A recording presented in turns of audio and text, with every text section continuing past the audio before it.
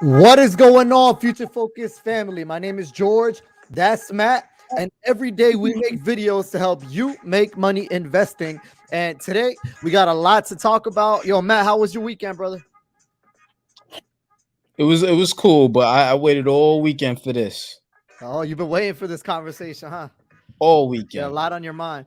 All right, so before we even get into it, man, today I wanted to give a shout out to a dude I met, man. I was doing furniture shopping this weekend. So there's a lot of to cover here, but young man, he was working in the furniture store when I walked in there. Young 22-year-old African American male, grinding. And as always, man, as usually happens, we got into the conversation of money because that's always a topic of discussion. You already know. Uh, Talked about what he invested in. He said he's investing in cryptocurrency, but he was actually looking at it from a different scope because he's actually in the security side of things. Like he's big into coding, he's big into security. So he's looking at it from a different scope. He subscribed to the channel. He might be watching today, so I just wanted to give him a shout out, man. He seemed like he had a good head on his shoulders. He's looking for a scholarship in some cybersecurity type of thing. So I wanted to give that young man a shout out and a new subscriber to the channel. So that's always great. So Matt, I know you want to cover it, but I'll probably get into that at the end, man. As of right now, oh, it's raining. It's red. The rivers are red with the blood of the innocent right now. The S&P 500 is down 1.62%. The Dow is down 1.45%. The Nasdaq is down 2.15%. The Russell 2.37%. Crude oil down 1.22%. Gold is up. But it's only up 0.81%. You got silver up 0.46%. And then you got the 10-year bond, which I thought would be up, but it's actually down today, 0.47% as of this.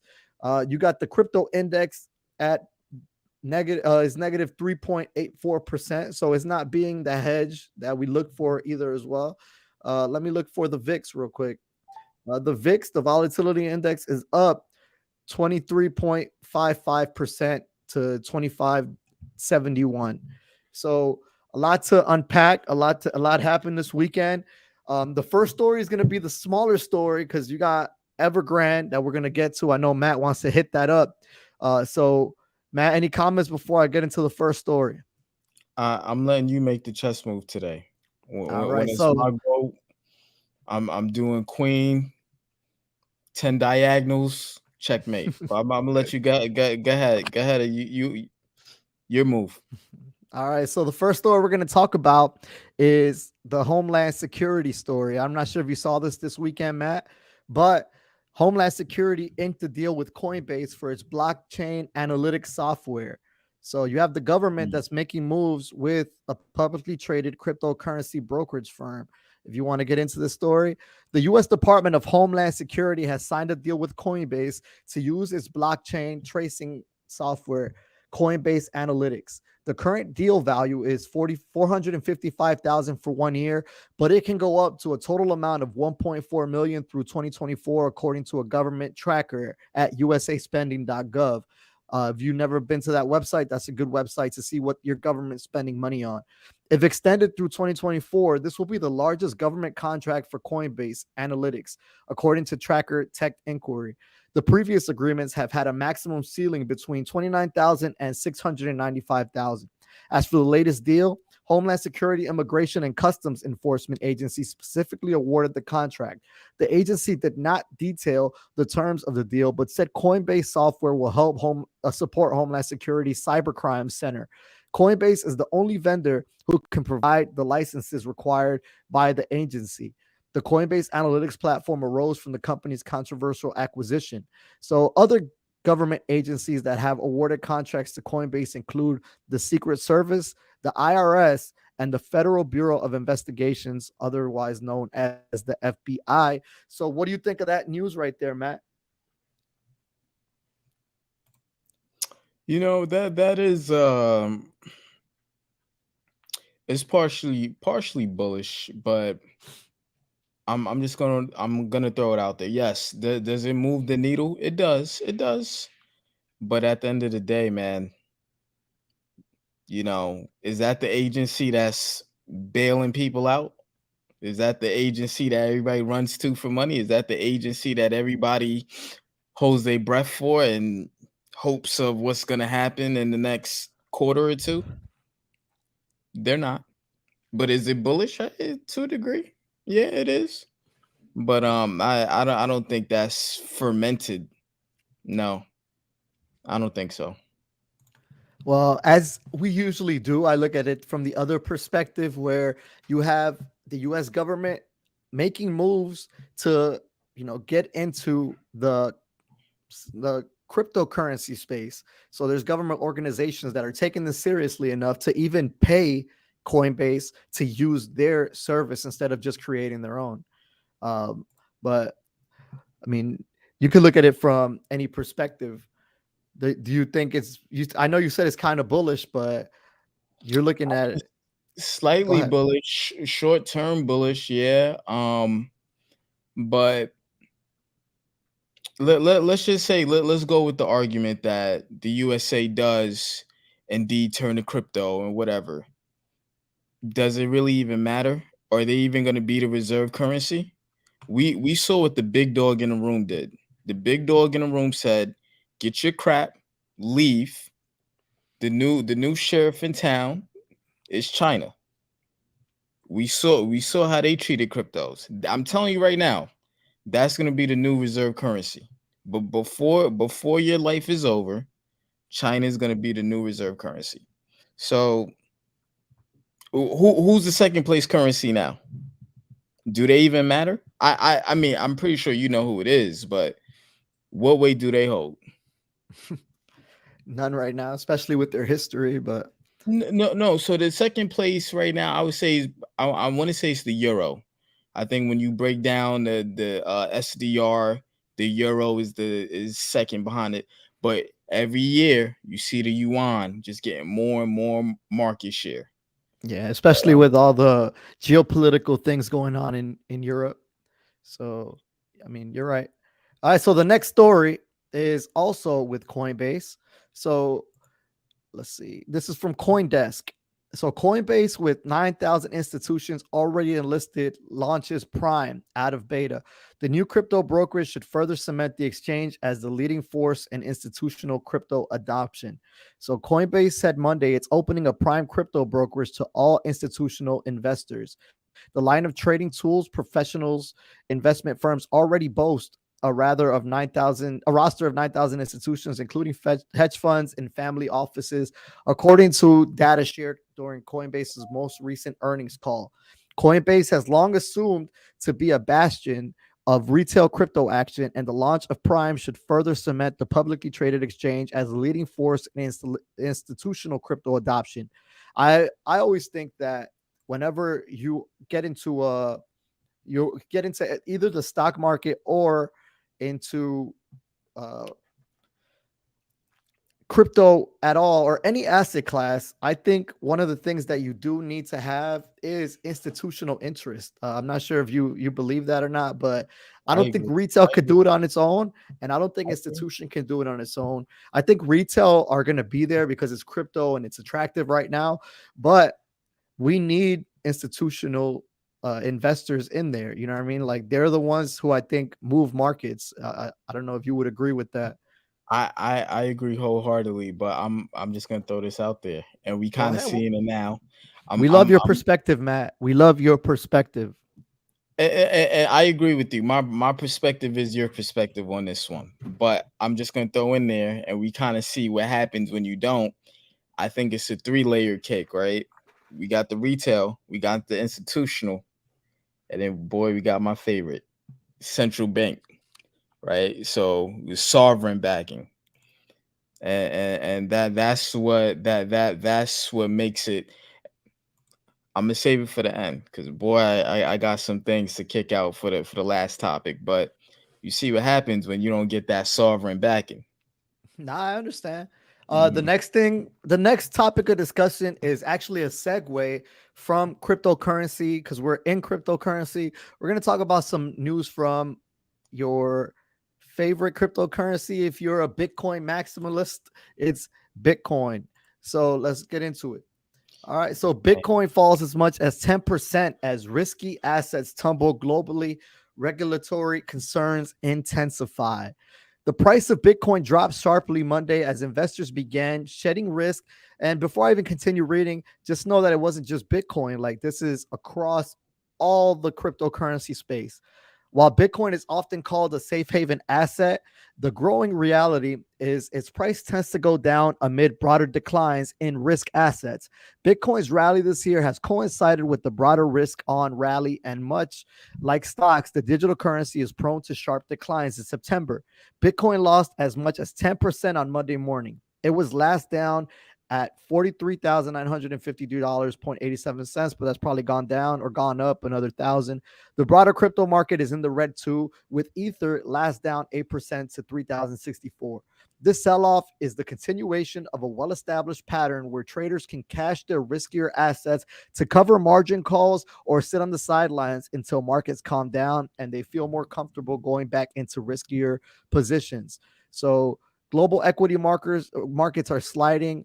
Bitcoin traded above 50,000 earlier this month, topping a key psychological resistance level for traders. Now, however, the cryptocurrency is below its 50-day moving average. And for those technical analysis out there, you know the 50-day moving average is something that we look for. Investors should wait until tomorrow's close to decide whether to reduce exposure and manage risk of a prolonged pullback. So what is your take on that? And that's going to segue into our next topic, but I want to know, what do you think about that? So I'm gonna surprise you here. I think they're being a little unfair. I think they're Why is that? beating up. I think they beating up on Bitcoin. And they're looking at the recent drops whenever the market drops. But keep in mind, it's a young history. And at the end of the day, it has so far done a good job with being a hedge. Now it may go down when the market goes down, but that's awesome because you see the remedy, right? When the market goes down, right? By the way, they stop the tapering nonsense, right? Mm-hmm. Then they're gonna go to printing more, and then that's where Bitcoin shines. So I think it's real short-sighted. It's almost like saying, looking at a football game and saying, "Hey, the first quarter, the Buccaneers are always trailing," and that's why you play 4 quarters. And I feel the same with Bitcoin. Yes, it goes down, but when everything goes back up, Bitcoin shoots up. That's just the current atmosphere we're in. It's very inflationary, if you will. It's different from the 80s where it was more deflationary, and gold will go the opposite of the market, but it's a different time. We live in a different time. I just want to throw out there for everybody watching and for Matt, um, that jacket's pretty fire. Just want to let you know that, Thank Matt. you. I appreciate that. I That's appreciate a that. My wife that's a picked it fire out. But I appreciate that's a that. fire jacket. I appreciate That's that. what's Thank up. you. Thank you. I didn't know that we were in a fashion show, but that's No, fashion it forward. was just a little chilly in the house. It was a little chilly in the house, but But nah, nothing, that's nothing fire. too crazy. Appreciate We that. appreciate that. We appreciate the olive drab. I see you. I see you. All right. So the next story is probably something Matt's been waiting to talk about. I'm gonna go on a limb and say that, but let's get right into it. So this is from Market Watch. Evergrand fears sent stock market tumbling, and like we saw crypto as well. Here's what investors need to know about the China property giant. So this is what you guys need to know. Evergrand, a Chinese property giant nursing more than 300 billion in debt, remains on the brink of default. I'm going to say that again. 300 billion in debt remains on the brink of default, sending global equities tumbling Monday as investors who had previously ignored the situation began to pay heed. And you guys did ignore it because Matt and I talked about it about 2 weeks ago and we brought it up again last week and the markets were still going up. So you need to pay attention. Fears of a bursting property bubble have long been a concern for investors when it comes to China. A heavily leveraged real estate sector makes up more than 28% of China's economy. Does this remind you of Lehman Sachs, Matt? A little bit, but not quite, not quite. Reason being, obviously, Lehman was an American thing. This is more international. But you know what? So somebody brought up a good point. They said this is not really Lehman. This could be Bear Stearns. So if you recall, Bear Stearns happened a little earlier, and it eventually moved over to Lehman. So maybe more accurately, Bear Stearns. Are you done? You done with the reading? Or are you going to continue? I'm gonna go on with the rest of this I'm article, gonna let you go. then I'm we. gonna let you go. All right. Pardon me. So what's happening? All right, this is the important part. Evergrand faces an 83.5 million interest payment September 23rd on its March 20 to 22nd bonds and a $42.5 million payment on September 29th. So this is just interest. This is not even the debt on its March 2024 notes, according to news reports. Failure to settle those payments within 30 days of their due date would put Evergrande in default. Fitch Ratings, a credit rating firm, just like the S&P 500, on September 7th, downgraded Evergrande's rating from CC to triple C plus, indicating they saw some sort of default as a probable. If you guys ever watched any movie that was ever based on The Big Short, there's a few out there, but if you ever watched The Big Short, then you know what these double C and triple C's, they're not good. You're looking more, if you're going to do this, you're looking for the A and above, not even, the C's are the ones you want to stay away from. Am I right or wrong there, Matt? Absolutely. Junk bond status. And just so you know, our Fed has been investing in some of this stuff as well, but we'll get into that. Evergrande is one of China's top 3 property developers. Although residential housing market is highly fragmented, Fitch analysts noted in September 14th report. So what's the reaction? Worries about Evergrande were blamed Monday for wobbles across equity markets. Treasury yields fell from the rate of the 10-year Treasury note to 1.324%, down 4 basis points. What's the risk? Evergrande's market share in 2020 was only around 4%. Fitch said the risk of a significant pressure on housing prices in the event of a default would be low, unless the restructuring of liquidation of these assets becomes disorderly. Fitch believes this is something the authorities will want to avoid. And you know what? This kind of reminds me of what Janet Yellen is talking about. She's kind of yelling it at the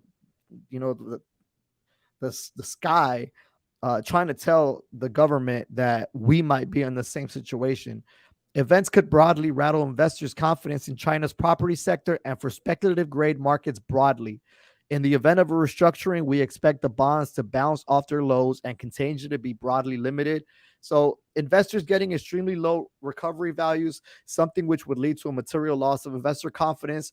And this is kind of what happened in 2008 right here. A domino effect of credit events, given that both banks and non-banks with large exposures to Evergrande could potentially go under or be forced into restructuring. This would again create spillover into other Chinese financial assets. So I'm going to stop this here because I think the rest of the stuff is kind of self-explanatory. But let's get your thoughts on this, Matt. What are your thoughts? I always get beat up for being a negative guy and, being this pessimistic bear. My mom said she liked your, she watched the show and she said she liked your perspective. She said you weren't negative, but she said you liked, she appreciated your perspective. You know what it is? You got to be guarded, right? So I'm not going to put your government out there, but you've done really well, right? You've done really well. But once you've done well, the first thing you want to do is protect that, right? The first thing, and that's the thing. That's my perspective, is trying to see what's coming around the corner or what's the potential risk, right? When things are really bad, that's when you want to take after everything falls. That's when you want to be taking the most risks, if you will. But with Evergrande, a couple things. Yeah, I heard it on CNBC, but what I noticed is when they really report it, it'd be too late. The thing done, the bottom done fell out. They don't really keep you. They have reported it this year, but they don't really keep you. It's more of a look here, don't look here thing, right? And I get it. They're not in the business to spook markets, but that means it's your job to be vigilant of what can happen. With that being said, I don't know if this is the I don't know if this is the it button. I don't think so, but also keep in mind that this is this is an iceberg thing. And the reason I say that, all the banks are connected, right? We live in a global world. So you really have to break it down. If Evergrand defaults, right, who gets hurt, right? The biggest real estate market in the world. Okay, what trickles from there? The biggest banks. People don't notice the biggest banks in the world are in China. They get hurt. Who are they in bed with? The Everybody. biggest, right? The biggest banks around the world. Who are they involved with? Eventually, you make your way back to America, right? Because we're all kind of, sort of, we're all invested in each other one way or the other. So then there's a whole bunch of things, right? That I heard reports of derivatives not being on the books. Oh God, this thing. I think China, honestly, I think they're wasting their time not even trying to build this thing out. One thing you got to give the Fed credit for, even though it was dumb, the Fed got ahead of it. When March 2020, when we were hitting, the Fed got ahead of it, and that confidence alone almost made the market recover on its own. We're gonna What talk about the Fed too.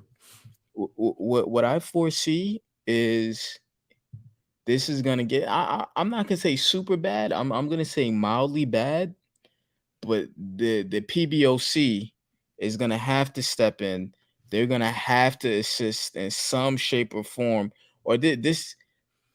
We no longer live in the Great Depression era where if it's one industry, no, this thing can spread like cancer. So You're the right. longer they wait, the more they're gonna have to bail out. And I promise you, they're gonna bail out at some point. No way they're just gonna let this thing crumble and say, "Oh nope, you're on your own." I don't see it. I don't. They're gonna attempt to do that, but I think at some point they're gonna have to bail out, and I think it's gonna bode well for crypto owners. I would say precious metal owners, but we know what they do with the price with that. But Yeah. it's gonna bode well for defensive assets. All right. So the next story is, let me add it right back to the stream.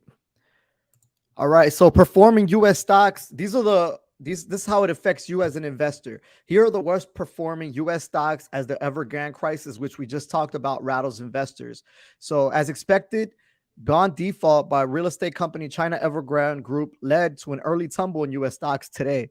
The Dow Jones Industrial Average, like we talked about earlier, they're all down. So let's go down and see which are the biggest culprits, who's getting affected. It's going to be the ones with China exposure. And Caterpillar, even though they're kind of like a safe play, they have a Wow. great dividend.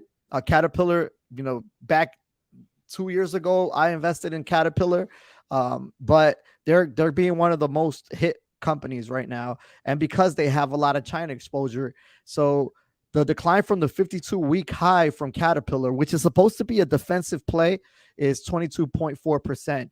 Goldman Sachs, like Matt just talked about, they're affected. You have Walt Disney, of course, they're affected because they have parks in China, they have movies in China. They're down 11.5%. You got Intel because of semiconductor chips. They're down 22.5. Nike, Mhm. you know who else should be on here? Starbucks. I haven't seen it, but Starbucks will probably be on this list. You have Boeing because China's a net buyer of Boeing products. Travelers, for obvious reasons. 3M because they supply masks and stuff like that. You could go on, but these are the biggest hurt companies. And a lot of these are considered quote unquote safe plays. McDonald's supposed to be a safe play, but they have a big exposure to China, so they're going to get hurt. They're down 3%, which is not as much as some of the other ones like Boeing or Travelers or Dow Inc. This is not the Dow. This is Dow Inc. Just keep that in mind. But these are some of the stocks that are getting hurt right now, but you can also look at it from a different perspective where you can look at these and say, okay, these are down, but is this an opportunity to get in? And I want to know from you, Matt, looking at these names, like for all the people watching, do you think that any of these are buyable? Do you see these and be like, okay, this might be an opportunity to get in? Shockingly, and I say this with deep regret, but yes, I do. I Who, like think what company? I like the banks. Automatically, I like the banks. I even like Caterpillar. I'm Okay. assuming they give a great dividend, so it's a good time to jump in. Maybe not for the long term, but definitely the banks for sure. And the reason being, I think this is very bullish. I think Evergrand is going to lead to uh, a a decline in the U.S. market, but I think it's going to justify more money printing. It might even help justify this multi-trillion-dollar infrastructure bill. I think this is they use events like this to pass bills, maybe increase the deficit. Right? They might scare people into saying, "Hey, if we don't increase the national deficit, we could end up like Evergrande or whatever." Scare people into um creating more stimulus in order to keep the markets going. So I think this is short term bullish. And I'm in the same camp as you. Like I look at these companies, Coca-Cola, Home Depot, Johnson and Johnson. These companies are not going anywhere. Are they going to be the next trillion-dollar companies? Probably not. But I don't see their bottom line being affected that much. People are going to continue to drink Coca-Cola worldwide. People are going to continue to use Johnson and Johnson products worldwide because these are products that are used worldwide. When the economy goes down and we're in a recession, where do people turn to? They turn to things like McDonald's. They turn to things like that. But let's segue this into another story, Matt. The story that I saw this weekend, which we kind of touched on last weekend, which was the Fed. We talked about the Fed being buyers of the same stuff that the Fed was investing in, like the individual members. But I saw Jerome Powell was one of those as well. I saw So, that. so what do you think about Jerome Powell being a purchaser of the same things that he has the entire Fed purchase? What are your things like? What are your thoughts on that? I know I highly doubt it, but somewhere I'm hoping and praying that Jerome is watching this. Broke my heart. Broke my heart, man. What, Whoever's watching right now, drop us a comment. Let us know your thoughts as well. Press that like button. Go ahead, man. I'm sorry. what a disappointment. What like and it's always funny because I know I always come with that attitude. I don't trust this. I don't trust the bankers. But now you're starting to see why I had that sentiment because these are the guys that's supposed to be honest, right? These are the guys that are supposed to be leading us out of recessions and depressions and you know putting road guards on the economy, but they're using it for their gain, and it's unfair. It's unfair because when you buy a stock, me and you can't guarantee multi billions will follow thereafter, right? They're front running trades, right? And it's one thing if the presidents are doing it, the Fed presidents, but when you get the Fed chair, that's disheartening, man. That is what makes that level of corruption different than third world level corruption. I think that's the only thing that keeps America above the fray is we I'm not gonna say necessarily say safeguard against corruption, but we kind of have it. We have it in. I gotta be careful the way I say this. Isolated moments, if you will. It's not completely systemic, but Mhm. this is showing that it actually is. You can't have that, man. You You're right. cannot. If you're there to serve, you're there to serve. You know.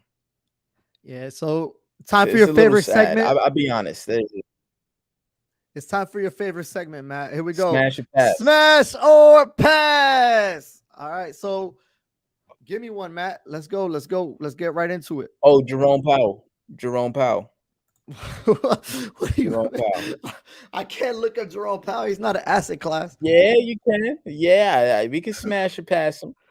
Oh, we're trying to smash or pass a person? That's kind of like, I don't know. This ain't that type of channel. Exactly. That's why we're gonna pass. That's why we're gonna pass on them. We're passing on it. So let's do one of the companies I saw on there. This one's a dividend payer, actual dividend aristocrat. Let's launch the chart for Coca-Cola. Let's take a look at that chart. Let me see what you got. I do want to see the dividend. That was disheartening. All right, so this is the chart. Let's look at a 1-year chart for Coca-Cola. Hold on, this is bugging. But yeah, man, as far as what you were talking about, I'm totally on board with you. I totally agree.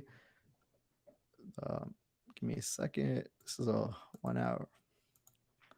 That's like the referees. They fixed the Ravens game today. Oh, they fixed it? No. I'm saying that it'd be the equivalent, or Roger Goodell fixing games. Yo, shout out to Derrick Henry because he saved my lineup this weekend with 40-some points. I hope you enjoyed the game too. By the way, the Redskins Giants. Oh game. Man, it was a great game, but it hurt. It hurt seeing my team lose like that.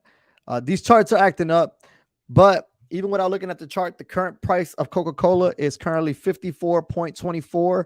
Matt, thoughts on Coca-Cola? What do you think? I almost would say that I like that at any time, even though these are interesting times, because inflation, it normally affects I don't want to say consumer products, but essentially food, the food industry first and foremost. That's where you see inflation rear its head. So they might struggle, believe it or not. I can see them struggling in the future, but because they give a nice dividend, there's nothing wrong with putting a little money in there. So I would say smash, but not with a hammer. I want to smash it with a hammer.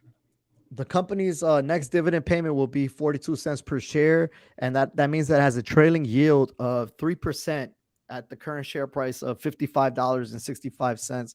So you do if it does maintain that 3% dividend, you are making more than you are making in a bank. Let's look at Apple's dividend. At a cash dividend payment of 22 cents per share, this represents a negative 73% decrease from prior dividend payments. That means they're paying less, but Apple does reward you with share buybacks. So, that's something. They have a great share buyback program. I just think their share buybacks come at a bad time, just like Berkshire Hathaway. They do their share buybacks when the stocks are like at all-time highs instead of doing the stock when it's like down, really down. So I kind of think that I guess is backwards. The last thing we'll leave you guys with. I like that comment you made. You like that perspective? I like that. I said that when I was going through my little MBA program. I said I don't like that. I don't like when they do buybacks at all-time highs. That's the stupidest thing. No. It takes away your capital, no savings. Yeah, so I think having a good share buyback program is good for your company. However, just know when to do it. Timing is everything. You could buy back a lot of shares because you have a lot of money on the sidelines, but if you're buying it at all-time highs, you might end up hurting yourself, and at the end of the day, you're hurting your shareholders. So just keep that in mind. Matt, the last thing I'll touch on is that one bullish thing I saw this weekend as I was making my way around, because I had to go to different places to go look for washers and dryers. And I'm telling you this because you're going to come back stateside and you might have a different perspective than I thought. This was my perspective before I left. My stuff was a little dated. So we gave a lot of stuff away to, we put it online and people came and picked up the stuff at our house. We gave away our bed set. We gave away our couches. We gave away a lot of stuff because we figured, we'll come back and we'll just buy it here. The problem we're having is not that things are too expensive, we've actually finding some great deals. The problem is that there's not enough supply. For example, I we saw a table that we really liked, and it's on display. The price is great. We actually were surprised with how low the price was, but they said, yeah, we could get it for you, but we have to order it. It won't be in until the end of January, the beginning of February. We saw it's like everything that we saw that we liked, it wasn't in. Same thing for things that have correlations with China or overseas. Companies like Samsung. No, like we tried to get Samsung washers and dryers. I had to drive an hour and a half away to get a Samsung washer and dryer that would be delivered to my house and be the one that I wanted. A lot of the ones that we found are like local brands like Maytag. I didn't want a Maytag. I didn't want a LE. So these are the type of things that I experienced, which I think is bullish, man, because I've seen people looking for cars, and it's the same thing. It's not a lack of wanting to go and buy the stuff. Is a lack of available supply, which I think is bullish for the economy. What are your thoughts? I um, if I'm understanding correctly, I think what I hear is inflation 101. I hear um I'm hearing the term few goods, a lot of money chasing few goods. Um, and I could be wrong, right? So some may say, oh, it's a supply chain crunch due to COVID, but I really do think this is the onset of some, I'm just gonna throw it out there, potentially double digit inflation. And it's funny that you're saying with everything. To me, that's a telltale sign of inflation. If it's one thing, one sector, okay. But it's like every sector they have shortages. Yeah. I see that as a very inflationary. I don't know. I wouldn't necessarily me. I want to say it's bullish. Um, I see rapid price rising in the next few years. Definitely in 2022. I think prices of a lot of things will just be going up. Yeah. Um, so this is why you guys got to watch the show, because Matt and I have different perspectives of things, and you get to look at things. A lot of channels, a lot of things I watch. The people on there, it's like they all have confirmation bias. They all give each other confirmation bias, where they all Absolutely. say something and the other person agrees with them, and it's like they have a conversation, but they're looking at it through one lens. When you guys watch this show, you get different perspectives, and that's the try. This is what the value that we try to bring to you guys, and that's why I always appreciate having Matt on. And same. I stopped trying to be so negative. Well, let me not say negative, but there's a time and place, right? Stocks could go down, but they don't always go straight down. Or sometimes they go up. They can melt up. They can melt down. They can melt up. So that's one thing I did learn in So, 2020. remember we were in Australia, and the market would be down 0.55% or something, and then like the very same day it end green. Do you see that happening this week? Right now Ooh. they're trending lower and lower. The indexes at least are trending lower and lower. I'm happy because Then I personally happy with my decision, because about a month or so ago I decided not to put anything else in there. I haven't sold much, but I haven't put anything else. I've just been putting more money on the sidelines. But you think we're going to end green? You think the Fed is going to start jumping it back in this or not? maybe not immediately. If it gets out of hand, absolutely. They have to protect their investment. You don't pump the market just to watch it go down. But I will say this: it's only it. I don't think nothing pretty comes from this long term. Short term, I think we're in the green. Long term, we're either gonna kill the dollar or we're gonna have a massive crash. I'm leaning towards killing the dollar. I think there's more incentive to kill the dollar. So I see double digit inflation long term, but short term, no. I think people gonna make money. Yeah, I mean, I think any environment could be the worst environment. People are gonna. Some people, the top percent are going to find a way to make money. I I I I I'll put it to you like this. I think the party continues.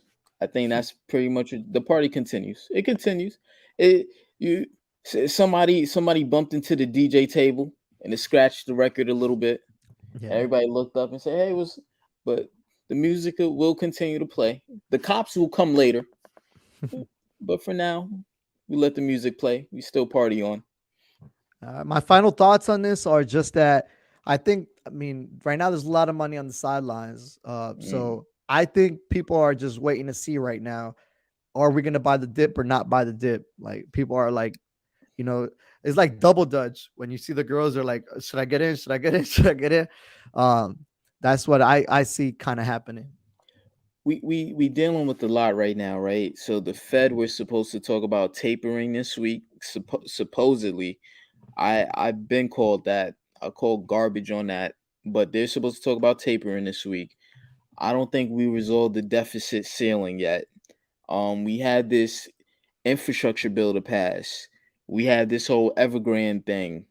Um, there's a lot of events going on right now, but I think they stand by with the money printers until it doesn't work anymore.